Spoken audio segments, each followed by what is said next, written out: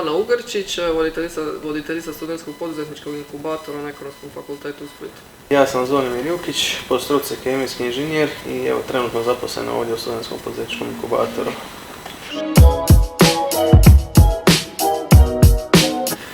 Studentski poduzetnički inkubator pokrenut ima već 5 godina na Ekonomskom fakultetu u Splitu i služi uglavnom kao potpora mladim poduzetnicima, odnosno mladima koji žele pokrenuti nekakav svoj posao, imaju nekakav poduzetnički projekt kojeg žele razviti do razine da bi mogli osnovati tvrtku i izaći s njime na tržište.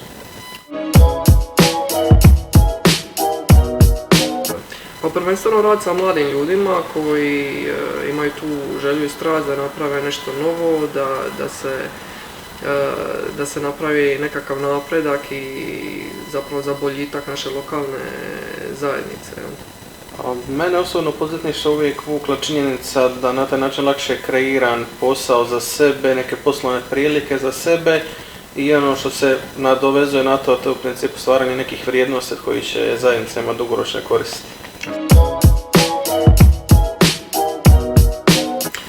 U inkubatoru pretežito prevladavaju tehnološka rješenja, to jest tehnološki startupi, međutim prvenstveno IT, znači software i nešto malo manje hardvera.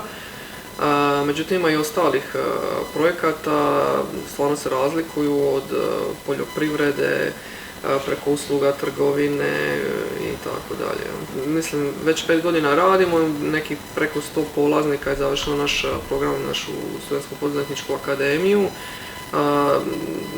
Dosta startupa je povuklo i sredstva za daljnji razvoj nakon završenog programa.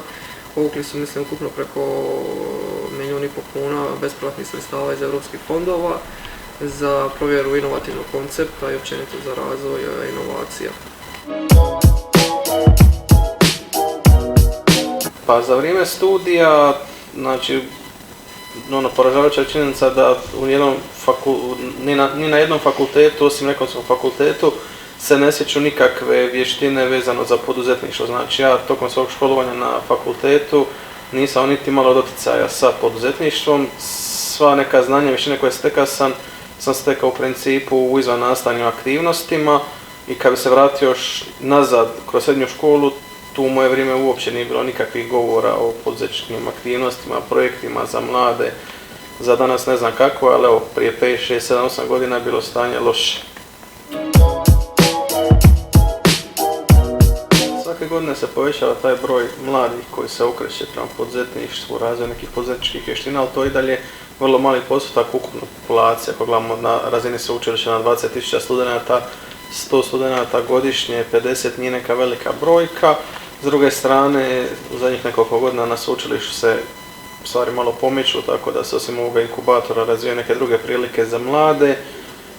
Sve, i država i sveučilište i školstvo je krenulo naprijed, ali još fali tu dosta sistematizacije, znači sve to nekako još onako stihijski, dok s druge strane na razini Europske unije postoje dosta sistematičnije stvari za mlade, Europske snage solidarnosti, drugi programi za mlade gdje mogu steći dodatne vještine.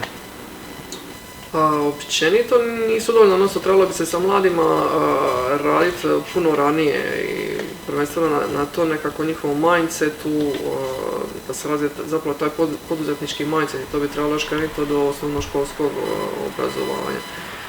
I sad kad se kaže poduzetništvo, nije sad to ok, pripremamo mi njih da izađu na tržište, nego je to više rad sa mladima zapravo da budu više samostalni, više da razmišljaju svojom glavom, da se potiče kreativnost i tako dalje. Naprimjer, vas dvoje što ste bili uključeni u ovaj projekt, to isto dosta znači.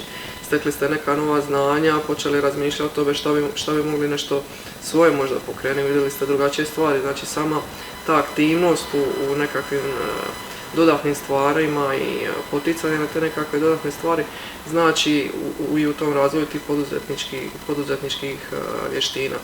I kod vas vi ste imali sreće da ste imali profesoricu koja vas je potaknula na takve neke stvari, ali bilo bi super kad bi to sve bilo zapravo nekakav prirodan, sastavan dio kurikuluma kroz obrazovanje.